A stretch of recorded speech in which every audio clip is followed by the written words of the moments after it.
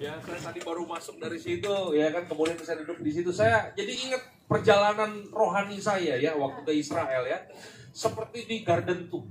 Ada yang udah pernah pergi ke Yerusalem, Bapak Ibu? Ya nanti kalau Bapak Ibu ya sampai ke sana pasti akan diajak ke Garden Tomb ya. Itu mirip tempatnya dengan tempat ini ya. Haleluya. Nah, saya akan dikasih tema New Journey ya, perjalanan yang baru. Bapak Ibu sudah terkasih dalam Tuhan, saya percaya bahwa kekristenan itu bukan jalan-jalan. Setuju nggak dengan saya? Setuju. Ya, kekristenan itu bukan jalan-jalan, kekristenan itu adalah sebuah perjalanan. Ya.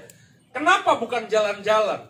Karena begini, karena yang namanya jalan-jalan itu biasanya untuk senang-senang doang. Setuju nggak? Ya. Kenapa kekristenan itu bukan jalan-jalan? Karena yang namanya jalan-jalan itu nggak perlu pakai tujuan. Ya, Bapak Ibu pernah ketemu orang di mall nggak? Teman di mall? Nggak pernah ya? Karena udah 3 bulan kita di rumah aja. Ya.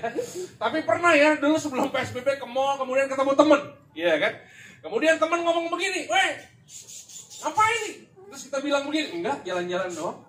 Mau beli apa? Enggak, cuma jalan-jalan doang. Kenapa? Karena yang namanya jalan-jalan itu nggak perlu yang namanya tujuan. Nah, kekristenan itu bukan jalan-jalan. Kekristenan itu adalah sebuah perjalanan. Ya, oleh sebab itu yang namanya perjalanan itu perlu yang namanya sebuah tujuan. Nah, saya percaya bahwa Jabez Community sedang mengalami sebuah perjalanan yang baru, ya kan? Makanya perlu ditetapkan nih dari awal, mumpung ini masih kebaktian kedua ya, supaya kita punya tujuan yang jelas. Katakan sama-sama, tujuannya jelas. Ya, nah tujuan kekristenan kita itu apa sih? Nah, saya mau kasih tahu kepada Bapak Ibu ya, tujuan kekristenan bukan hanya membuat saudara itu hanya sekedar masuk surga. Ya, kalau tujuan Tuhan hanya sekedar membawa saudara masuk surga, seharusnya begini dong. Begitu saudara menerima Yesus sebagai Tuhan dan Juru Selamat, saudara dibaptis, saudara dibangkitkan kembali, langsung aja Tuhan cabut nyawa saudara. Udah selesai kan tujuannya kan? Betul nggak? Nah, pertanyaannya kenapa kita masih hidup di dunia ini? Mengapa kita harus masih ketemu lagi satu persatu? Kenapa kita harus ngalami COVID-19 lagi? Betul gak sih? Berarti begini, ada sebuah tujuan yang lain yang Tuhan ingin tetapkan dalam kehidupan setiap kita, lebih daripada hanya sekedar membawa saudara masuk surga. Saya percaya surga gak? Saya percaya surga itu nyata. Saya percaya bahwa begini, saya pulang ya, naik mobil, tiba-tiba mobil saya terbalik, ya saya mati, saya percaya saya langsung masuk surga. Setuju? Tapi bukan untuk itu Tuhan menyelamatkan kehidupan kita. Tujuan Tuhan mati buat saudara, supaya saudara dan saya semakin serupa dengan gambarannya. Yang mengerti katakan amin. Nah, semakin serupa dengan gambarannya itu maksudnya apa sih? Maksudnya bukan makin lama tampang kita jadi kayak Tuhan kan? Ya. Coba kalau Tuhan tampangnya kayak orang di sebelah saudara, lihat samping kanan samping kiri, ya kan? Mau jadi orang Kristen nggak? Nggak mau pasti. Kenapa? Nggak punya pengharapan, ya kan gitu kan? Betul nggak sih? Itu dia ya. Artinya apa? Artinya begini, dia mati buat kita, dia tersalib buat kita. Tujuannya supaya begini, dari dalam kehidupan saudara itu mengeluarkan kualitas Tuhan, mengeluarkan karakter Tuhan. Itulah yang paling penting.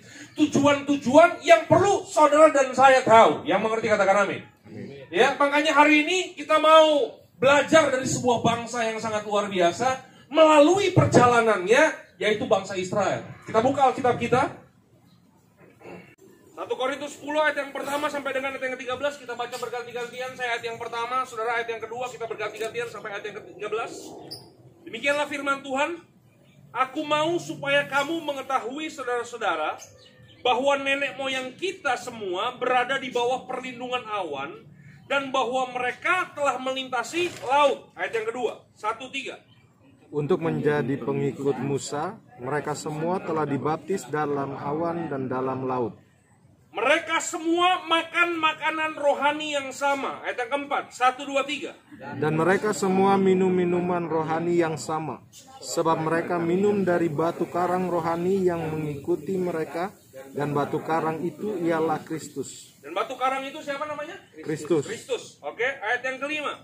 Tetapi sungguh pun demikian, Allah tidak berkenan kepada bagian terbesar dari mereka. Karena itu mereka ditewaskan di padang gurun. Ya. Jadi ini adalah sebuah kisah perjalanan bangsa Israel keluar dari Mesir. Waktu mereka ada di padang gurun, Paulus berkata bahwa mereka itu ditewaskan di padang gurun. Kenapa mereka ditewaskan? Nah ini yang perlu kita pelajari.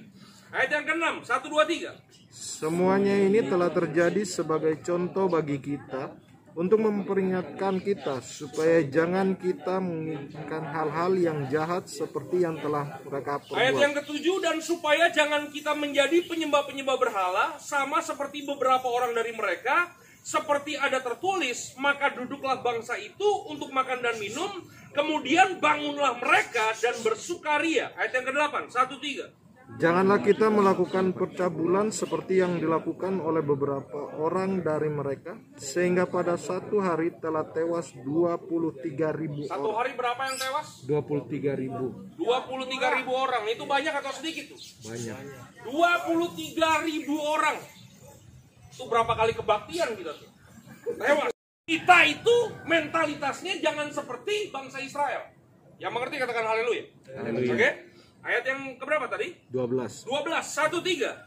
Sebab itu siapa yang menyangka bahwa ia teguh berdiri, hati-hatilah supaya jangan jatuh. Ayat yang ke-13 kita baca sama-sama. Ini ayat favorit. 1, 2, 3. Pencobaan-pencobaan yang kamu alami ialah pencobaan-pencobaan biasa, yang tidak melebihi kekuatan manusia. Sebab Allah setia, dan karena itu Ia tidak akan membiarkan kamu dicobai melampaui kekuatan. Terus pada waktu kamu dicobai, Ia akan memberikan kepadamu jalan sehingga kamu dapat menanggungnya. Oke? Nah, Bapak Ibu sudah terkasih dalam Tuhan, saya cuma mau kasih tahu begini. Ini kan merupakan perjalanan bangsa Israel menuju tanah perjanjian. Saudara, saya cuma mau kasih tahu begini, di dalam perjalanan kerohanian kita, Tuhan kita adalah Tuhan yang bertanggung jawab. Tuhan kita bukan Tuhan yang sekedar memanggil saudara, kemudian dia cuek sama saudara. Tidak. Tuhan kita adalah Tuhan yang sangat bertanggung jawab. Dia ingin supaya saudara dan saya, kita masuk ke tujuannya. Betul gak sih? Iya. Oleh sebab itu dari ayat ini kita belajar ada beberapa fasilitas yang Tuhan berikan kepada saudara supaya saudara sampai kepada tujuannya. Dan apakah tujuannya? Hah? Oh, lupa. Baru 5 menit yang lalu. Apa tujuannya? Menjadi serupa. Nah, untuk membuat saudara semakin serupa dengan Tuhan, Dia berikan beberapa fasilitas. Nah, hari ini kita mau belajar nih, apa fasilitasnya? Supaya begini, perjalanan saudara sebagai sebuah komunitas Jabes di tempat ini sampai kepada tujuannya Tuhan. Oke? Yang pertama itu adalah tiang awan dan tiang api. Katakan sama-sama, tiang awan dan tiang api. Nah, tiang awan dan tiang api ini bicara soal apa sih? Ya, kenapa Tuhan memberikan tiang awan dan tiang api kepada kita? Karena mereka melewati sebuah perjalanan yang sangat tidak enak. Mereka melewati yang namanya padang gurun. Katakan sama-sama, padang gurun. Kalau ada tempat di dunia ini yang paling gak enak, itu ada di mana Bapak Ibu? Kenapa gak enak? Panas. Apa? Nah, saya cuma mau kasih tahu ya, padang gurun itu tidak panas. Padang gurun itu kalau siang panas banget. Kalau malam dingin sekali. Katakan, kalau siang panas BGT, kalau malam dingin SKL. Itu paham nggak tuh? Ya, anak-anak milenial doang yang paham itu ya. Betul nggak sih? Jadi mereka menghadapi cuaca yang begitu ekstrim. Makanya kalau Bapak Ibu lihat orang-orang yang tinggal di padang gurun, pakaiannya nggak ada yang kayak kita nih, kemeja, celananya sepatu. Rata-rata baju mereka tuh kayak selimut. Kenapa kayak selimut? Ya karena mereka menghadapi cuaca yang sangat ekstrim. Kalau siang panas banget, kalau malam dingin sekali. Tapi waktu mereka melewati yang namanya padang gurun, bangsa Israel itu nggak pernah kepanasan. Mereka nggak pernah kedinginan. Kenapa? Karena begini, waktu mereka berjalan di siang hari, ada tiang awan menyertai mereka. Waktu malam hari, mereka kedinginan. Mereka nggak pernah kedinginan. Tiang awan. Hadiratnya begitu kenceng.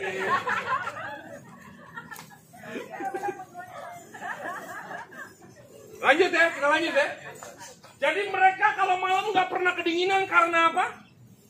Karena ada tiang api yang menghangatkan mereka. Nah, tiang awan dan tiang api ini bicara soal apa sih? Tiang awan dan tiang api ini bicara soal Tuhan itu memberikan rasa aman kepada kita. Dia memberikan kepada kita yang namanya kehadirannya dalam kehidupan setiap kita. Itu dia. Jadi tiang awan dan tiang api itu bicara tentang hadirnya Tuhan dalam kehidupan bangsa Israel. Nah, makanya begini, untuk saudara dan saya, kita bisa sampai kepada tujuannya. Nggak bisa enggak, kita harus memerlukan yang namanya hadirat Tuhan dalam kehidupan kita. Hadirat Tuhan ini yang akan menuntun kehidupan kita. Katakan sama-sama, hadirat Tuhan, Hadirat Tuhan yang akan menuntun kita. Itu bangsa Israel di padang gurun kan mereka hari itu belum ada kompas kan? Betul nggak? Mereka belum ada. Bogor lewat sini, berapa kilometer lagi, Sentul lewat sini, belum ada hari itu. Nah, bagaimana di tengah-tengah padang gurun mereka kemudian bisa tahu arah yang benar? Disitulah ada tiang awan dan tiang api. Kapan tiang awan itu berhenti, mereka harus berhenti bikin tenda. Kapan tiang awan itu jalan, mereka harus beresin tenda, mereka harus jalan lagi. Itu bicara soal apa? Tuntunan Tuhan. Betul nggak sih? Kalau kita hidup di dunia ini, kita nggak punya hadirat Tuhan. Kita nggak punya hadirnya Tuhan dalam kehidupan kita. Makanya begini, kenapa seringkali ada orang-orang Kristen yang hidupnya ngaco? Kenapa ada orang-orang Kristen yang mengambil keputusan semau-mau dia aja? Kenapa ada yang seperti itu? Gampang jawabannya. Karena nggak pernah ada tuntunan dalam hidupnya. Betul nggak sih? Makanya begini, Tuhan memberikan tiang awan dan tiang api sebagai tuntunan buat bangsa Israel. Supaya bangsa Israel berjalan di jalannya Tuhan. Supaya begini, supaya bangsa Israel sampai kepada tujuannya. Tuhan ingin menuntun saudara. Tuhan ingin menuntun saudara seperti bangsa Israel, supaya saudara hidupnya nggak mencela sini, nggak jalan yang sembarangan dalam kehidupan saudara. Makanya begini, Tuhan ingin menuntun saudara. Dan saya cuma mau kasih tahu begini, tuntunan Tuhan dalam kehidupan saudara, hadiratnya itu bukan ada di luar saudara. Hadiratnya itu Tuhan sudah berikan di dalam saudara. Inilah yang membedakan antara perjanjian lama dengan perjanjian baru. Kalau dalam perjanjian lama, bentuk kehadiran Tuhan itu kan lewat fenomena, pemandangan fenomena, tiang awan, tiang api. Ada tabernakel, di situ ada hadirat kan. Bisa kelihatan kan. Tapi yang luar biasanya dalam perjanjian baru adalah begini. Tuhan yang hebat itu, Tuhan yang luar biasa itu, Dia memutuskan untuk berdiam di dalam saudara. Makanya begini, cari tuntunannya itu bukan dengan apa yang ada di luar saudara. Cari tuntunannya itu apa yang ada di dalam saudara dong. Betul gak sih? Berapa banyak kita hari-hari ini hidup dituntun dengan situasi dan kondisi yang ada di luar kita. Karena COVID-19, semua orang jadi nggak kerja, segala macam, ada yang di PHK. Kita jadi khawatir, kita jadi takut. Kenapa? Karena kita tuntunannya dari luar. Kita nggak pernah melihat kekuatan yang ada di dalam kehidupan kita. Padahal begini, kalau saudara konsentrasi kepada apa yang ada di dalam saudara, disitulah Tuhan akan menuntun saudara. Bukan dengan apa yang ada di luar saudara, tapi dengan apa yang ada di dalam saudara. Kalau saya nanya sama orang di luar sana yang nggak punya Yesus, tante lebih gampang mana, membenci atau mengasihi? Kalau orang itu jawab membenci lebih gampang, saya maklum. Nggak punya Yesus. Tapi kalau saya nanya sama tante bilang membenci. Sekali lagi, Tuhannya ada di mana? di dalam. Di dalam saudara. Kalau Tuhannya ada di dalam saudara, berarti kebaikannya di mana? Di dalam saudara. Kalau kebaikannya di dalam tante, berarti manifestasinya apa? Ulang ya. Lebih gampang mana? Membenci atau mengasihi? Mengasihi. Tolong Pak, dikasih es jeruk dulu. Yang mengerti katakan haleluya.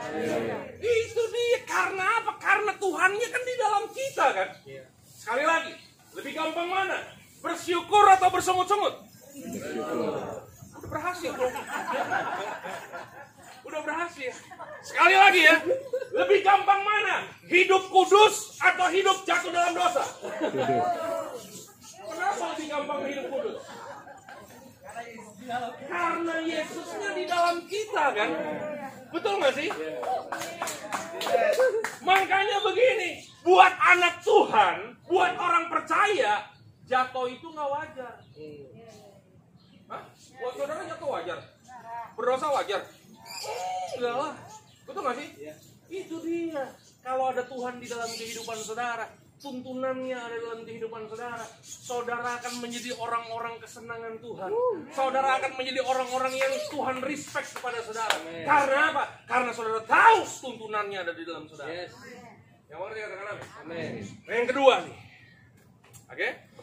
Fasilitas apa yang Tuhan berikan kepada kita supaya kita sampai kepada tujuannya? Kalau saudara membaca 1 Korintus 10 ayat yang pertama sampai dengan ayat yang ke-13, yang kedua adalah fasilitas itu saudara pasti suka. Yang kedua namanya mujizat. Seneng kan? Iya. Tuhan memberikan mujizatnya. Tuhan memberikan mujizatnya kepada bangsa Israel. Bayangin Bapak Ibu, mereka itu lewatin padang gurun. Di padang gurun itu makannya apa? Belum ada warung Sabua ini, belum ada. Mereka juga nggak bisa telepon 14045. Make delivery langsung ngantri, nggak ada. Betul nggak sih? Mereka mau nanam apa? Semuanya pasir. Mereka makannya apa? Hah? Alkitab berkata, setiap pagi bangsa Israel itu nggak pernah kerja, Bapak Ibu. Mereka nggak pernah bercocok tanam. Setiap pagi mereka buka tenda mereka. Di luar tenda mereka itu ada roti, Pak.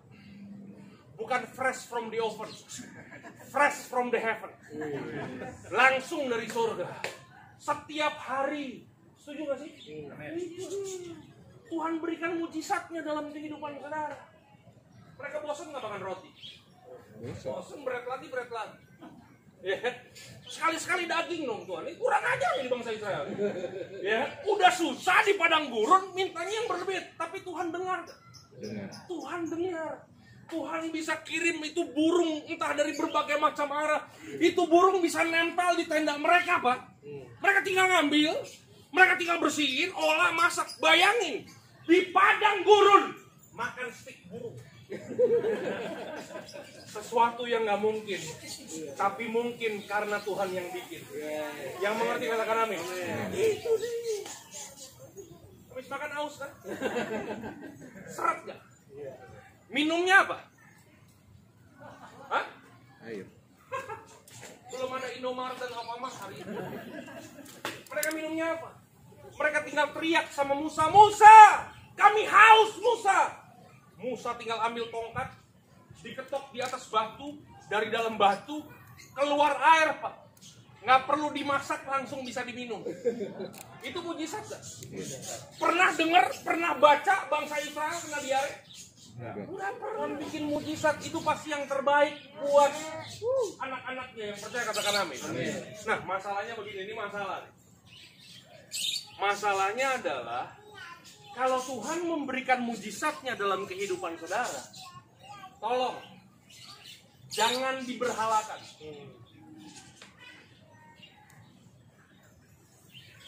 Mujizat bisa jadi berhala. Kapan mujizat jadi berhala?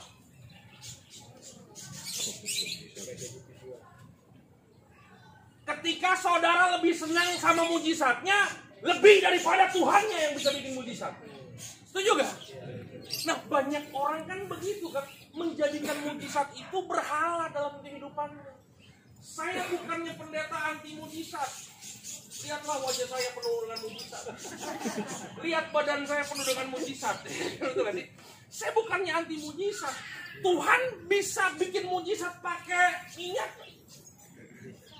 Jangankan minyak, Pak. Pernah baca nggak? Ada orang buta, Tuhan ngeludah. Pakai ludah, ditempel di mata orang sembuh.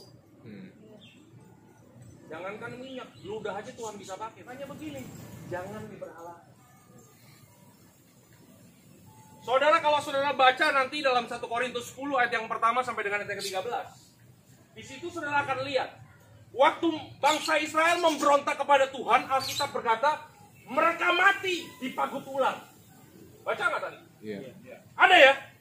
Itu peristiwanya kenapa mereka bisa mati di pagut ular?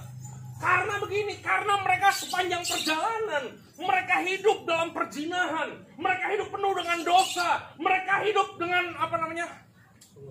bersungut-sungut. Betul nggak sih? Makanya Tuhan kirim ular, patok mereka mati. Nah, orang-orang yang digigit ular, yang setengah mati setengah hidup, karena bisa ular ada dalam tubuh mereka, apa yang terjadi? Mereka setengah sadar, mereka minta tolong sama Musa. Musa, kasih tahu Tuhan Musa, kami gak akan melakukan hal-hal yang jelek lagi, kami gak akan melakukan dosa lagi, kami akan bersungut-sungut lagi. Tolong kasih tahu Tuhan, kami bertobat. Musa datang sama Tuhan. Kemudian ini perintah Tuhan. Musa, ambil tongkat, buatlah patung ular melingkar di atas tongkat. Apa? Katakan ular melingkar-lingkar. Ular melingkar. Bukan di atas pagar. Di atas apa? Tongkat. Di atas tongkat. Betul nggak sih? Iya. Jadi waktu Musa kemudian angkat tongkat ular tersebut, bangsa Israel yang udah hampir mati, mereka nggak usah nyentuh. Lihat aja ular itu, mereka langsung sembuh. Tapi yang luar biasa, beratus-ratus tahun kemudian, itu patung dijadikan berhala sama bangsa Israel. Iya. Itu ada gelas, ada ular-ular melingkar. Itu inspirasinya datang dari mana? Dari Musa. Yang mengerti katakan haleluya. Itu dia. Beratus-ratus tahun kemudian disembah Pak sama mereka. Bapak kayaknya nggak percaya. Begini-begini aja.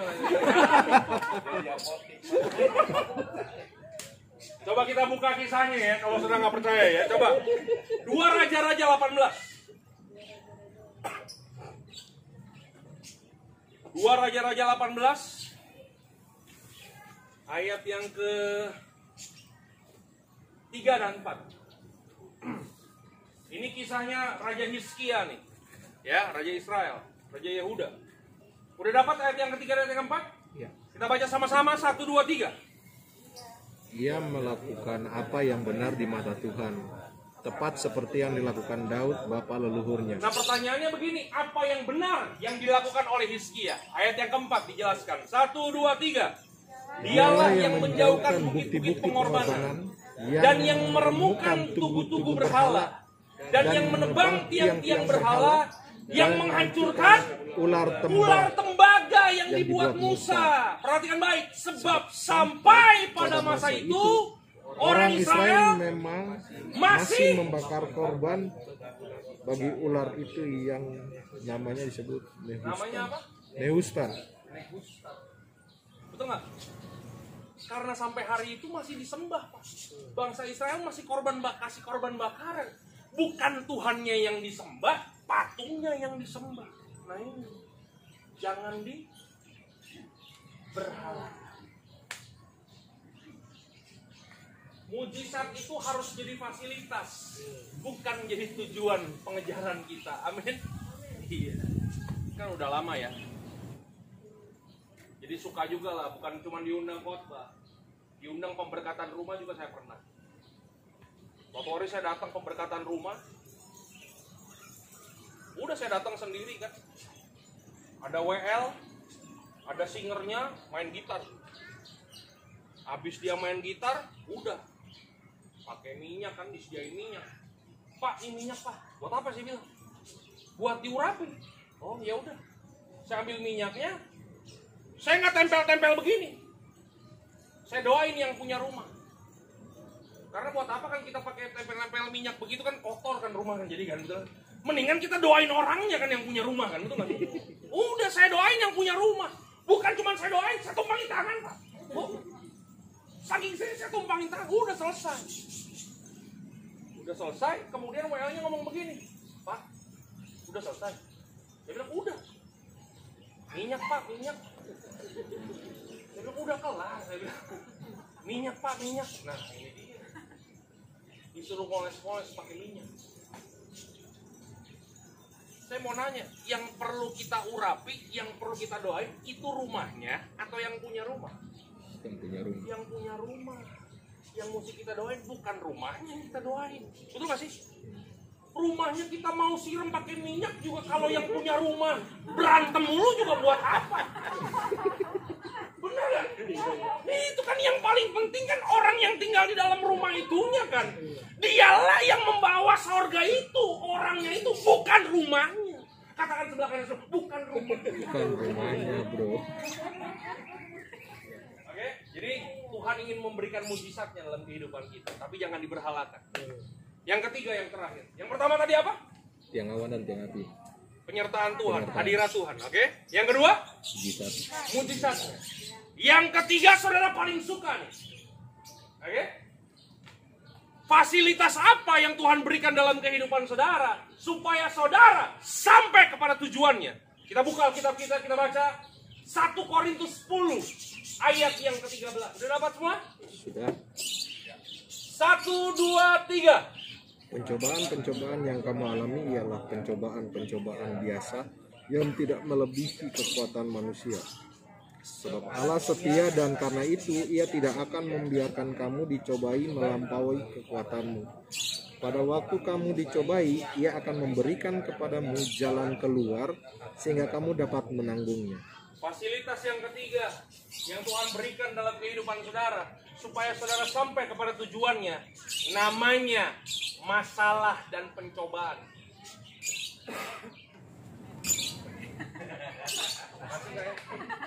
Satu orang lumayan kan daripada nggak ada sama sekali kan. Yang ketiga namanya apa? Masalah dan pencobaan. Masalah dan pencobaan. Jadi hari ini saya mau supaya saudara ya punya cara pandang yang baru terhadap masalah dan pencobaan. Masalah dan pencobaan yang Tuhan izinkan dalam kehidupan saudara itu bukan datang tanpa tujuan. Halo, betul nggak? Itu dia. Masalah yang Tuhan izinkan terjadi dalam kehidupan saudara karena Dia punya kepentingan dalam kehidupan saudara. Dia ingin mengeluarkan karakter Kristus. Makanya Tuhan izinkan masalah. Makanya kalau masalah dan pencobaan datang, please jangan ditengking dalam nama Yesus. Kita kalau masalah datang kan kita tengking dalam nama Yesus. Jangan. Iya kan? Alkitab katakan apa? Pencobaan-pencobaan yang kamu alami ialah pencobaan-pencobaan yang biasa. Katakan biasa. Biasa. Berarti begini, nggak ada yang luar biasa dari masalah saudara. Masalah saudara? Biasa. Yang tidak pernah melebihi kekuatan? Saudara, aku terkasih dalam Tuhan, saya cuma mau kasih tahu begini bahwa masalah dan pencobaan itu baik. Dia diizinkan terjadi dalam kehidupan saudara itu tidak pernah melebihi batas kehidupan saudara. Waktu masalah itu datang, Alkitab berkata, Dia berikan jalan keluarnya dalam kehidupan saudara. Jadi jangan pernah takut. Halo, ini saudara sebagai satu komunitas Jabes kan? Saudara pikir saudara bersama-sama sebagai sebuah komunitas, di dalamnya kemudian surga terus, honeymoon terus? Enggak lah. Betul gak? Iya. Dalam komunitas itu nanti ada aja Pak yang bikin masalah. Betul gak? Ada aja nanti yang bentrok-bentrokan. Satu ngomongin ini, satu. Ada gak? Ada. Tapi itu perlu gak dalam kehidupan saudara? Itu perlu. Karena apa? Karena sebuah komunitas tanpa ada masalah di dalamnya bukan komunitas yang sejati. Karena Alkitab berkata, besi menajamkan besi, manusia menajamkan sesamanya. Mau tajam? Lagi bermasalah. Betul gak sih? Makanya begini, kalau masalah hadir dalam kehidupan kita, mari dengan kepala yang dingin, hati yang benar di hadapan Tuhan, kita sama-sama, ya kan, duduk bareng-bareng, kita diskusikan solusinya sama-sama, kita cari tuntunan Tuhan, kita minta penyertaan Tuhan dalam kehidupan kita. Percayalah, Jabez Community akan menjadi komunitas yang terus bertumbuh dan menghasilkan jiwa-jiwa baru bagi kemuliaan nama Tuhan. Yang mengerti katakan amin. Tapi kalau ada masalah, kita jadi kayak isi karung bocor, Pak. Tahu ngisi karung bocor ya? Ya, jiwa satu bertobat, yang lama pergi. Yang satu masuk, 3 pergi. 2 masuk, 5 pergi. Gimana? Halo? Katakan sebelah kanan, sebelah kiri, masalah itu baik. Masalah itu baik. Amin. Memang kadang-kadang Tuhan bisa izinkan masalah supaya ada karakter Kristus yang muncul. Masalah penting. Masalah itu penting. Tuhan izinkan sebagai fasilitas untuk terjadi dalam kehidupan kita, untuk mengeluarkan karakter. Saya sering ketemu orang-orang sombong nih, biasanya berduit, Pak. Karena merasa dia berduit, dia punya segalanya, dia ngerendahin orang. Nah, saya sebagai hamba Tuhan kan suka ketemu tuh orang-orang kayak begitu, disuruh sama biasa anak pemuritan kan, auditor tolong dong datang ke rumah tuh, bilangin papa tuh biar berhenti rokok tuh, tolong bilangin. Saya datang, ya kan? Saya datang, Om, buang muka dia. Karena dia ngerasa kalau pendeta datang tuh mau minta duit. Enak aja. Ya kan biasa kan begitu, suka-suka kan pasti, bener gak sih? Itu dia. Saya samperin dia, Om. Om, saya boleh kenalin Om sama Tuhan Yesus? Kemudian dia ngomong begini, Yesus buat lo aja. Gua gak perlu Yesus. Lu bawa pergi Yesus. Waktu duitnya masih banyak, masih bisa berdiri, masih gagah. Lu bawa pergi Yesus. Yesus buat lo aja. Tapi suatu hari Tuhan izinkan, Pak. Ya, tiba-tiba palanya pening, langsung jatuh. Tiba-tiba ngomong rada pelok. Masuk ruang ICU. Kita hamba Tuhan. Orang sombong kita besuk nggak? Besuk. Ya kita besuk. Waktu saya besuk, masuk ruang ICU, ya kan? Saya lihat nih bapak-bapak yang tadi sombong, kenapa sudah Senin Kemis, Pak? Betul. Kemudian saya ngomong begini sama dia, Om, saya boleh berdoa nggak, Om? Kira-kira jawaban dia apa? Waktu duitnya masih banyak, badan masih sehat, usaha masih jaya, lu bawa pergi Yesus. Yesus buat lu aja. Tapi begitu udah di ruang ICU, Pak, udah terkapar, mau didoain, Om? Mau terima Yesus, Om? Nangis pasti, berurai air mata, betul? Masalah penting. Masalah itu penting. Tuhan izinkan sebagai fasilitas untuk terjadi dalam kehidupan kita, untuk mengeluarkan karakter. Amin. Tuhan memberkati saudara. Amin.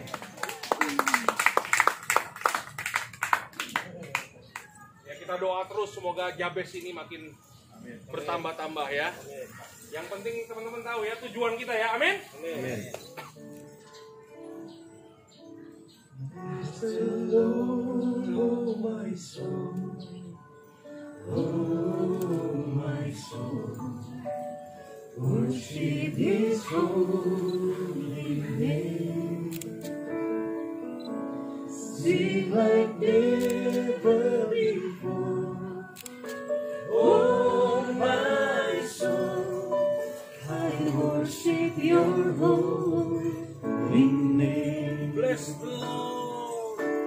Bless the Lord, oh my soul, oh my soul, worship His holy name.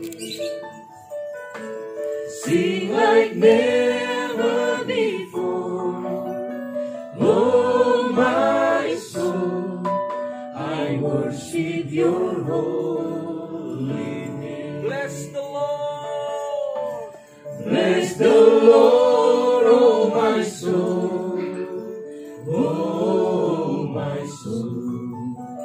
worship His holy name.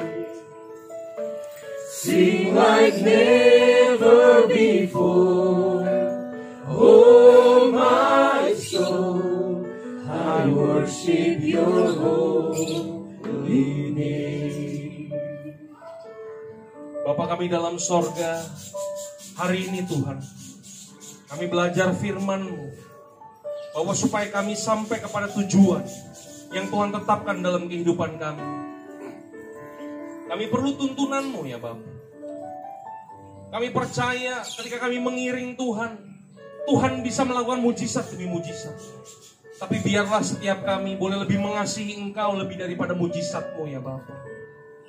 Dan kalau hari-hari ini Tuhan kami melihat masalah demi masalah, mungkin terjadi dalam kehidupan kami, terjadi dalam rumah tangga kami, terjadi mungkin dalam komunitas kami percaya Tuhan Allah yang turut bekerja dalam segala hal untuk mendatangkan kebaikan dalam kehidupan kami. Aku berdoa Tuhan buat setiap kami, biar Tuhan selalu tuntun kami ya Bapa, supaya kami gak salah melangkah, supaya kami gak salah mengambil keputusan ya Bapa, supaya kami terus ada di jalannya Tuhan. Aku berdoa Tuhan memberkati kami ya Bapa. Sekalipun situasi dan kondisi menakutkan, tapi kami percaya Tuhan yang ada di dalam kehidupan kami lebih hebat, lebih dahsyat, jauh lebih luar biasa dari apa yang terjadi di luar kami Tuhan. Tuhan berkati, materaikan firman-Mu ini ya Bapa. Biar firman-Mu ini jadi berkat dalam kehidupan kami. Di dalam nama Tuhan kami Yesus Kristus, setiap kita yang percaya diberkati firman Tuhan, sama-sama kita katakan, amin. Tuhan memberkati saudara. Haleluya.